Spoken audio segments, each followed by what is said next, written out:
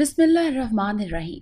अस्सलामुअलैकुम नाजरीन, आज मैं आपके लिए इंतहाई दिलचस्प, खौफनाक और सनसनीखेज कहानी लेकर आई हूँ। लेकिन कहानी शुरू करने से पहले आपसे गुजारिश है कि अगर आप हमारे चैनल पर नए हैं तो हमारे चैनल को ज़रूर सब्सक्राइब कीजिए ताकि आपको हमारी वीडियो सबसे पहले मिलें। चांद की 14 तारीख थी और वो दोनों अटखेलियाँ करते सरहद से जंगल की हदूद में दाखिल हो रहे थे। आज वो समय आ गया था जिनका उन दोनों ने कई वर्षों से इंतजार किया था। उन दोनों की मंजिल जंगल में मौजूद भोलेनाथ का मंदिर था। वो बड़ी तेजी से आगे बढ़ रहे थे और फिर आखिरकार दोनों मतलूबा जगह पर पहुंच चुके थे।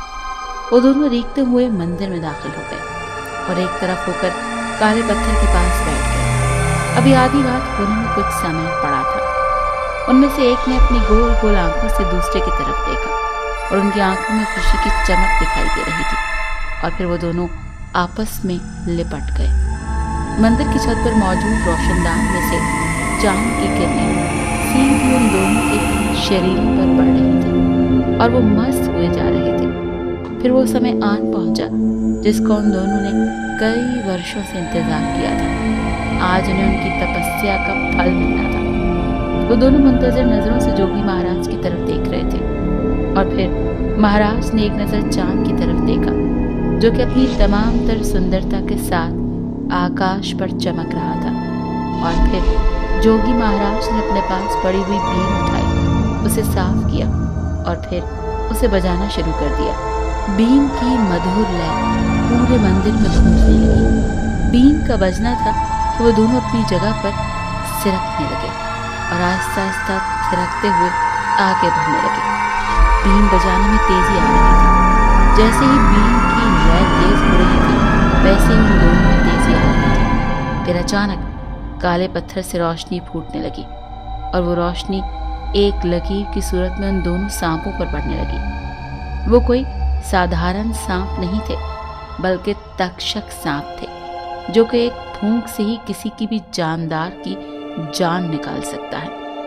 उन दोनों सांपों ने 100 साल तपस्या की थी, तब जाके उन्हें सांपों से कोई भी रूप बदलने की शक्ति हासिल हुई थी। अब बहुत जल्दी समय में उन्हें उनकी तपस्या का फल मिल जाना था। जोगी महाराज मुसलसल बीन बजा रहे थे। पत्थर से रोशनी निकल निकल कर उन दोनों पर पड़ रही थी। फिर यकलख मंदिर में मौजूद भोलेनाथ के मुजस्मे में जैसे जान पड़ गई। महाराज ने बीन बजानी बंद कर दी और हाथों को जोड़कर खड़े हो गए। दोनों सांप भी मुजस्मे को देखकर रुक गए। फिर मुजस्मे ने बोलना शुरू किया, मैं तुम्हारी तपस्या से खुश हुआ हूँ। आज से मैं तुम्हें रूप बदलने की शक्ति दान करता हूँ, परंतु इससे पहले कि तुम दोनों को कुछ बताना चाहता हूँ। अगर तुम दोनों में से किसी ने इंसान के साथ मेल मिलाप कायम किया तो वो इंसान मर जाएगा। हाँ, अगर तुम अपनी शक्तियाँ त्याग दो और आम मनुष्य बन जाओ तो कुछ नहीं होगा। फिर उन दोनों सांपों ने अपने अपने फंद जमीन पर रख दिए, जिसका मतलब था कि वो सब कुछ समझ गए। और फिर भोलेनाथ के मुजस्मे ने अपना हाथ उन दोनों की तरफ किया तो सफेद रंग का धुआं सा निकलने लगा। धुएं ने आहिस्ता आहिस्ता उन सांपों को अपनी लपेट में ले लिया। कुछ ही समय बाद जब धुआं खत्म हुआ तो वहां सांप नहीं बल्कि 2 इंसानी वजूद थे, एक मर्द और एक औरत। जोगी महाराज ने उन दोनों की तरफ कपड़े उछाले जो कि उन दोनों ने पहन लिए। जाओ, खुश रहो, मेरा आशीर्वाद तुम्हारे साथ है, सदा सुखी रहो। हम दोनों आपके बहुत आभारी हैं। आपने हमें शक्तियाँ दान की, बहुत बहुत धन्यवाद। भोलेनाथ की जय हो। और फिर मुजस्मा अपनी जगह पर फिर से पत्थर हो गया। फिर वो दोनों जोगी महाराज की तरफ बढ़े। महाराज, हमारे लिए क्या आज्ञा है? कुछ नहीं, बस तुम दोनों ध्यान से रहना, किसी को भी अपनी जात से नुकसान मत पहुंचाना, क्योंकि तुम अच्छी तरह जानते हो कि तुम कितने जहरीले हो। अब तुम तक्षक होने के साथ साथ इच्छाधारी भी हो। मेरी तरफ से तुम दोनों के लिए ढेर सारी शुभकामनाएं। अगर तुम्हें कभी भी मेरी सहायता की जरूरत हो तो चले आना मेरे पास, मैं तुम्हें इसी मंदिर में मिलूंगा। अब तुम दोनों जा सकते हो। ये कहते ही जोगी महाराज अपने जाप में मसरूफ हो गए और वो दोनों मंदिर से बाहर निकलते चले गए। चलते चलते वो जंगल से बाहर आ गए। सुबह होने वाली थी। वो काफी थक गए थे। करीब ही बहती हुई नदी से उन दोनों ने पानी पिया और सुस्ताने के लिए एक जगह लेट गए। कुछ ही देर में नींद की देवी ने उन्हें अपनी आगोश में ले लिया और वो नींद की गहराई में डूबते चले गए। फिर उनकी नींद हल्के हल्के शोर से खुली थी। वो दोनों आंखें मसलते हुए उठ बैठे। अपने सामने 6-7 आदमियों को देखकर उनकी तो जैसे जान ही निकल गई, क्योंकि अभी तो वो इन सब बातों के आदमी नहीं थे। इसीलिए डरना फितरी था। आप लोग कौन हैं और हमें इस तरह क्यों घूर रहे हैं? नाग ने अटकते हुए कहा। डरो मत, हम लोग तुम्हें कुछ नहीं कहेंगे।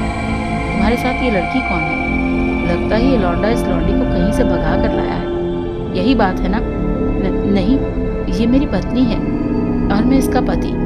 नाग ने उन लोगों को विश्वास दिलाना चाहा, परंतु इनकी गंदी नजरें तो जैसे नागन पर ही अटक चुकी थी।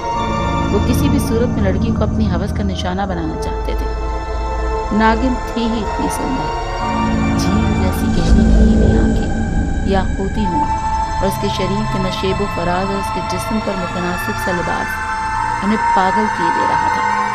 नागिन ने जब ये महसूस किया तो डर कर नाग के पीछे हो गई। फिर देखो तो कैसे डर रही है। इनमें से एक आदमी ने कहा तो बाकियों ने हंसना शुरू कर दिया।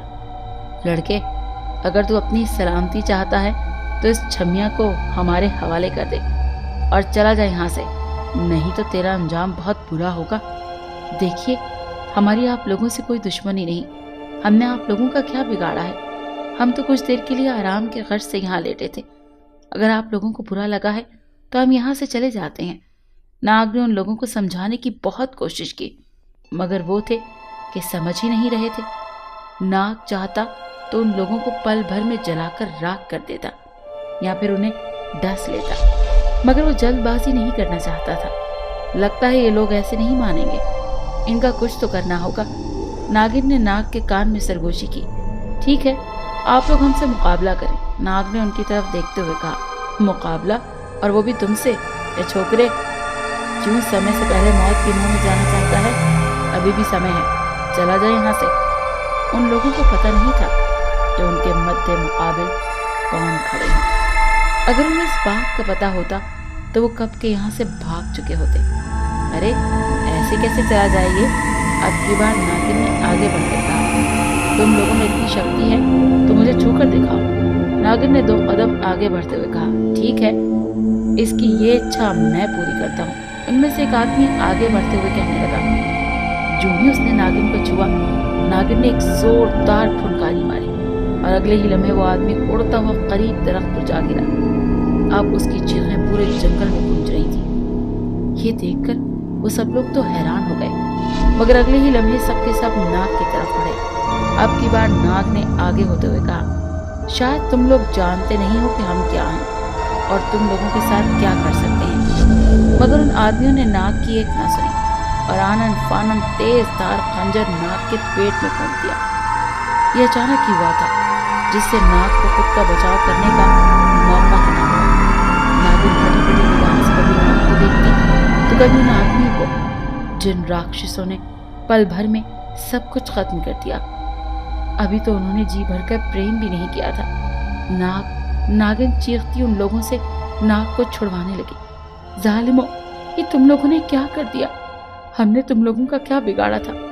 नाग ने नीचे बैठकर नाग का सर अपनी गोद में रख लिया। नाग, अपनी आंखें खोलो। देखो देखो, तुम्हें कुछ नहीं होगा। मैं तुम्हें कुछ होने नहीं दूंगी। पापियों, मैं तुम सबको मार डालूंगी। अब तुम्हें मुझसे कोई नहीं बचा सकता। नाग, मुझे छोड़ कर मत जाना। मैं तुम्हारे बगैर जी नहीं पाऊंगी। नाग, मेरे पास समय बहुत कम है। इन राक्षसों का अंत करना, इन लोगों को इबरतनाक बना देना। ये असियत के पहाड़ तले दबे रहे, मौत इन पर कहका लगाती रहे। तुम्हें हमारे प्रेम की सौगंध, इन्हें छोड़ना मत। नागिन, मुझे वचन दो, तुम मेरी मौत का बदला लोगी। नाग ने अटकते हुए सांस से कहा। बोलो नागिन। हाँ, मैं तुम्हें वचन देती हूँ कि मैं इनको ऐसे तड़पाऊंगी कि ये नर्क में भी मेरे नाम से कांपेंगे। और फिर नाग ने नागिन की गोद में दम तोड़ दिया। नागिन मगर नाग मर चुका था और भला कभी मरे हुए भी लौटे हैं।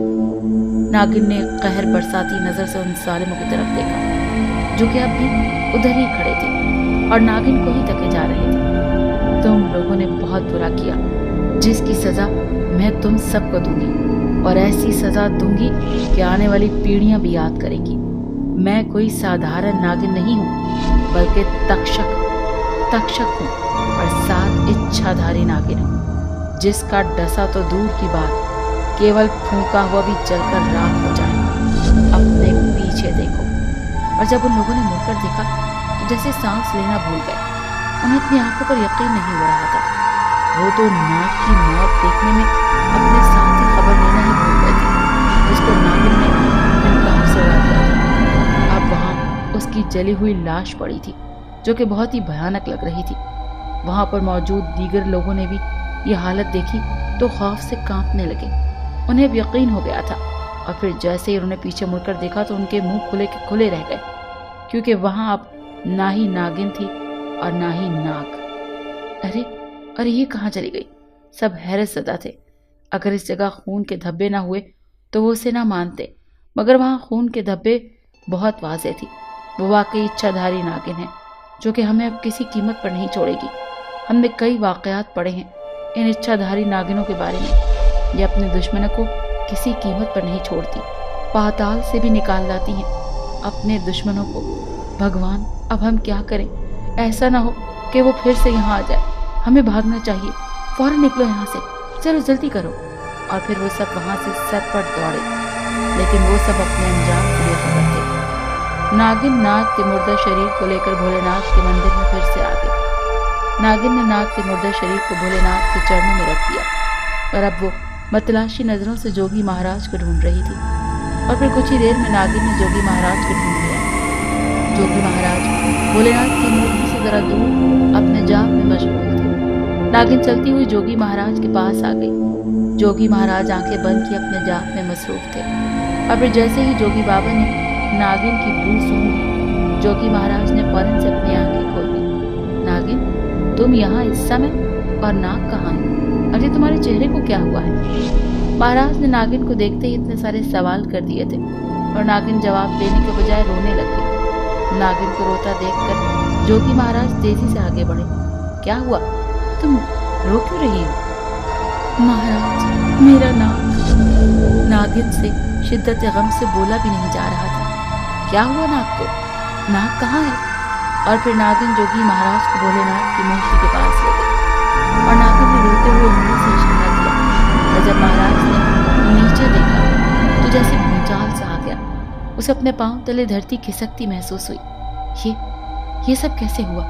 किसने किया ये सब? इंसानों ने महाराज, नागिन ने रोते हुए कहा। मैंने तुम लोगों से कहा भी था, इंसानों से बचकर रहना, उनके पास मत जाना, वो ऐसे ही संगदिल होते हैं। अरे वो इंसान तो इंसानों के सगे नहीं है, तो तुम्हारे कैसे बनते? महाराज चिल्ला चिल्ला कर कह रहे थे। नहीं महाराज, हम लोगों ने उन लोगों को कुछ नहीं कहा था। और फिर नागिन ने रोते हुए सारी कथा जोगी महाराज को सुना दी। सारी कथा सुनकर बाबा की आंखों में आंसू आ गए थे। उन लोगों ने तुम्हारे साथ बहुत बुरा किया है, जिसकी सजा उन्हें अवश्य मिलेगी। हाँ बाबा, मैं उनसे अपने नाग की हत्या का बदला जरूर लूंगी। नागिन ने अपने आंसू पोंछते हुए कहा। आपने कहा था ना बाबा कि किसी इंसान या किसी भी जानदार को नुकसान मत पहुंचाना, मगर उन्होंने पहल की है। अब मैं उन्हें बताऊंगी कि दुश्मनी क्या होती है। मैं उन्हें कुछ नहीं कहूंगी। उन्होंने मुझसे जीवन साथी छीना है, मैं उनसे उनकी जिंदगी छीन लूंगी। मैं उनके लिए काल बन जाऊंगी। ठीक कहती हो तुम बेटी। जब भी कभी धरती पर रावणों ने जन्म लिया है तो उनको मलिया मेट करने के लिए किसी राम ने भी जरूर जन्म लिया है, परंतु इस बार रावणों का अंत एक नागिन के हाथों होगा। मगर इस युद्ध में मुझे आपकी सहायता की आवश्यकता है। नागिन ने बाबा से कहा। मैं तुम्हारी हर तरह की सहायता करूंगा बेटी। बाबा ने कहा। आप मुझे अपने ज्ञान से ये बताएं कि वो लोग कौन हैं, कहाँ रहते हैं। ठीक है, अभी पता लगा लेते हैं। ये कहकर जोगी महाराज ने अपनी आंखें बंद कर ली। कुछ समय वो इसी तरह बैठे रहे। फिर उन्होंने अपनी आंखें खोल दी तो उनके चेहरों पर हल्की सी मुस्कान थी। क्या हुआ बाबा, पता चला उनका? नागिन ने जल्दी से पूछा। हाँ, मुझे उनका पता चल गया है। तुम्हें अपने दुश्मनों को ढूंढने में ज्यादा तकलीफ नहीं उठानी पड़ेगी, बाबा ने नागिन को बताया। वो कैसे? मैं कुछ समझी नहीं, क्योंकि वो पास वाली बस्ती के रहने वाले हैं, जिनमें 3 आपस में रिश्तेदार हैं और बाकी 3 को हम जानते हैं। लेकिन तुम जरा संभल कर जाना, क्योंकि वो बस्ती वाले जंगल के करीब होने की वजह से सांपों के मुतालिक बहुत जानकारी रखते हैं, बाबा ने नागिन को बताया। आप फिक्र मत कीजिए बाबा, अब मैं बहुत जल्द उन्हें मौत से 2-4 कर दूंगी।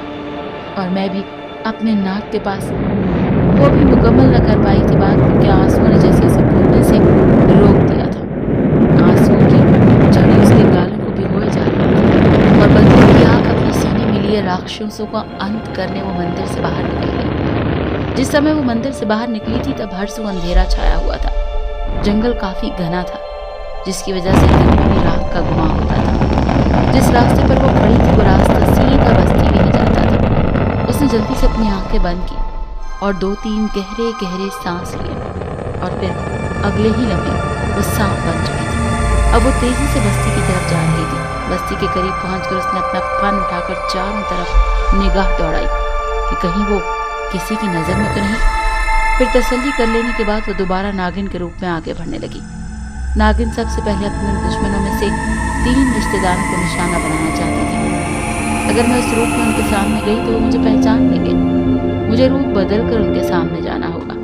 और अगले ही लम्हे वो एक सुंदर औरत के रूप में खड़ी थी। फिर वो चलती हुई बस्ती में दाखिल हो गई। कुछ ही देर में वो अपना मतलूबा घर ढूंढने में कामयाब हो गई। वो इतनी शक्तिशाली थी कि पल भर में पूरी बस्ती को जलाकर राख कर सकती थी, लेकिन वो ऐसा करना नहीं चाहती थी। उसे तो बस अपना बदला लेना था। हमारा भी एक घर होना था। अगर ये साले हमें जुदा न करते, मेरे नाक को मुझसे न छीनते। मेरी नींदें उड़ाकर कितने सुकून से सो रहे हैं पापी। जो किसी को उजाड़ते हैं वो खुद भी उजड़ जाते हैं। और फिर उसने एक घर को देखा जो लकड़ी का बना हुआ था। वो उन्हें उनके घर वालों समेत जलाकर राख कर देना चाहती थी, जो कि उसके लिए बहुत आसान था। फिर अगले ही लम्हे नागिन के मुंह से शोले निकल कर उस लकड़ी के बने घर को अपनी लपेट में ले रहे थे। फिर अचानक उसके मुंह से आग का एक बहुत बड़ा गोला निकला और उसने पूरे घर को अपनी लपेट में ले लिया। घर से बचाओ बचाओ की आवाजें बुलंद हो रही थी। आहिस्ता आहिस्ता बस्ती वाले जाग रहे थे और भाग भाग कर जलते हुए पानी को बुझाने की कोशिश कर रहे थे, मगर बस्ती वालों की सारी कोशिशें बेकार साबित हुई। सभी लोग जलते हुए घर को देख रहे थे, मगर उसे बचा नहीं सकते थे। पूरा घर वालों समेत जलकर राख हो चुका था। सभी लोग अपनी अपनी कयासराइयां कर रहे थे। कोई कहता है लुटेरे आए होंगे, तो कुछ लोग कह रहे थे कि उन्होंने एक अजनबी औरत को देखा था। अरे हाँ, ये तो वाकई मैंने अपनी आंखों से देखा था। ये आवाज राधा मौसी की थी, जो कि करीब होने की वजह से जल्दी से भाग कर आई थी। मगर वो औरत भला क्यों आग लगाएगी? एक और आवाज उभरी। लोग तरह तरह की बातें कर रहे थे। पूरी बस्ती के लोग उस जले हुए घर के पास मौजूद थे और उन लोगों में वो तीनों भी शामिल थे। और उन्हें ये समझने में देर नहीं लगी थी कि आग किसने लगाई। नागिन औकाफ के रूप में एक दरख्त की ऊंची शाख पर बैठी ये सब मंजर देख रही थी। अब उसकी नज़र में वो तीनों भी आ गए थे। उन तीनों की हालत बहुत गैर हो रही थी। अनकरीब वो तीनों भी नागिन के इंतकाम को निशाना बनने वाले थे। और फिर औकाफ के मुंह से बहुत भयानक चीख बुलंद हुई। इसके बाद उसने एक उड़ान भरी और अंधेरे में कहीं गुम हो गई। रमेश इन तीनों में से एक था और अपनी माँ और बहन के साथ उस बस्ती में रहता था। माँ सारा दिन बस्ती के घरों में काम करती और बहन घर के काम, यूं उनकी गुजर बसर होती। रमेश सारा दिन आवारागर्दी करता, रात गए घर वापस लौटता, आते ही अपनी माँ और बहन के लिए आजाब बन जाता। वो दोनों माँ बेटी अपने घर से निकलने का कहती, जवाबन वो उन दोनों को मारता पीटता। दोनों माँ बेटी रमेश से तंग आ चुकी थी। ये हर रोज का मामला था। नागिन औकाफ के रूप में ये सब देख चुकी थी। हर इंसान बुरा नहीं होता, हर इंसान अच्छा भी नहीं होता। नागिन ने दिल में सोचा, ये दोनों माँ बेटी भी मेरी तरह मजबूर है। नागिन को बस रात का इंतजार था। आज रात वो रमेश को भी नुकसान पहुंचाएगी। दिन गुजर गया, फिर रात की स्याही हर तरफ फैल गई। रमेश रात गए नशे में धुत घर वापस लौटा था। आते ही अपनी माँ पर गरज बरस रहा था, अरे तू मर क्यों नहीं जाता? ऐसे बेटे से तो मैं बे औलाद ही अच्छी थी। भगवान ऐसा बेटा किसी को न देना। वो माँ रो रही थी। रमेश ने आगे बढ़कर माँ का गला दबोच लिया। मुझे पैसे दे, नहीं तो मैं तेरी हत्या कर दूंगा। रमेश की बहन ने आगे बढ़कर अपनी माँ को छुड़ाना चाहा। भैया, माँ को छोड़ो। मगर रमेश के एक जोरदार थप्पड़ ने उसके होश की दुनिया से बेगाना कर दिया। अरे कोई बचाओ मुझे, कोई सहायता करो मेरी। मैं कहता हूँ दे मुझे पैसे, रमेश ने अपनी माँ को दबोचते हुए कहा। नहीं, नहीं दूंगी। तू ठीक है, फिर मरने के लिए तैयार हो जा। उधर औकाफ ने उड़ते हुए रमेश पर हमला कर दिया, जिससे रमेश के हाथ की गिरफ्त ढीली पड़ गई और फिर औकाफ नीचे आ बैठा और अगले ही लम्हे नागिन रमेश के सामने थी। पहचाना मुझे? तू मेरी सोच से भी ज्यादा घटिया है। सच कहा था बाबा ने, ये इंसान किसी के सगे नहीं होते। नागिन को यूं अचानक अपने सामने देखकर रमेश के पसीने छूट गए। उसे अपना अंजाम साफ नजर आ रहा था। तो अपनी माँ को मारना चाहता था, मगर मरना तो तुझे है आज। और फिर नागिन के मुंह से शोले निकलने लगे, जो कि रमेश को अपनी लपेट में ले रहे थे। कुछ ही समय बाद रमेश की जली हुई लाश पड़ी थी। रमेश की माँ रो रही थी। उसकी बहन को भी होश आ गया। दोनों सवालिया नजरों से उसे देख रही थी। फिर नागिन ने शुरू से लेकर अब तक की सारी कहानियां भी सुनाई। वो भी समझ गई। बाकी अब दो रह गए थे। नागिन जल्द से जल्द उन दोनों का भी खात्मा कर देना चाहती थी। नागिन सोच रही थी, तभी रमेश की लाश को नागिन ने पल भर में गायब कर दिया और यूं उस राक्षस के वजूद से ये धरती पाक हो चुकी थी। वो दोनों सुधीर और विजय बहुत ही कमीने हैं। दोनों लड़कियों को अपने हाथों का खिलौना समझते हैं। सुधीर तो है ही अकेला, जबकि विजय की माता पिता का पिछले बरस देहांत हो गया था। मतलब उनका आगे पीछे कोई नहीं। रमेश की बहन ने उसे सब बता दिया। उनसे पूरा गांव तंग है। वो दोनों इस समय कहाँ होंगे? नागिन ने उससे पूछा। पहले तो ये सभी इकट्ठे होकर बरगद के पेड़ के नीचे बैठते थे, मगर अब पता नहीं, हो सकता है सुधीर और विजय वहां ना जाते हों। रमेश की बहन ने कहा। मैं जोगी बाबा से पूछती हूँ। फिर नागिन ने अपनी आंखें बंद कर ली और बाबा से राब्ता किया। बाबा ने उसे बताया कि वो दोनों अपने दोस्तों की मौत से डरे हैं और इस वजह से दोनों इकट्ठे हैं और कहीं घर में ही हैं। नागिन ने तो जैसे सोच लिया था कि आज ही सारे दुश्मनों को मारेगी। उसकी नाक की हत्या करने वाले कभी बच नहीं सकते। फिर विजय के घर नागिन अपनी तमाम तर खौफनाकी के साथ पहुंच गई।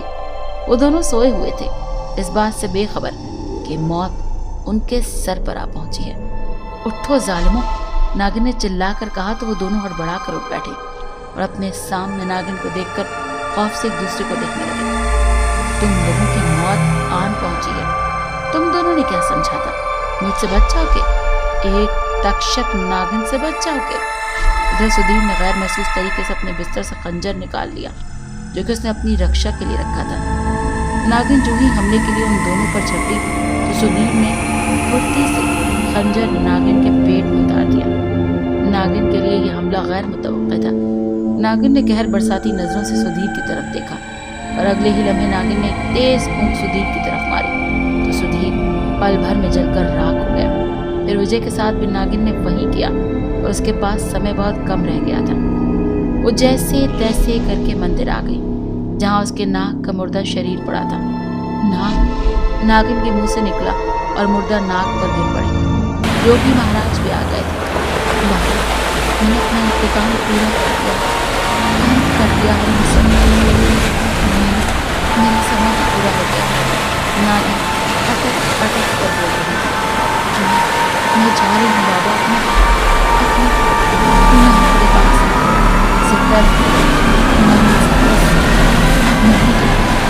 और फिर नागिन बेजान होकर नाग के ऊपर। इस तरह इस प्रेम कहानी का अंत। अच्छी लगी है तो इस वीडियो को लाइक कीजिए और इस तरह की मज़ीद वीडियोस देखने के लिए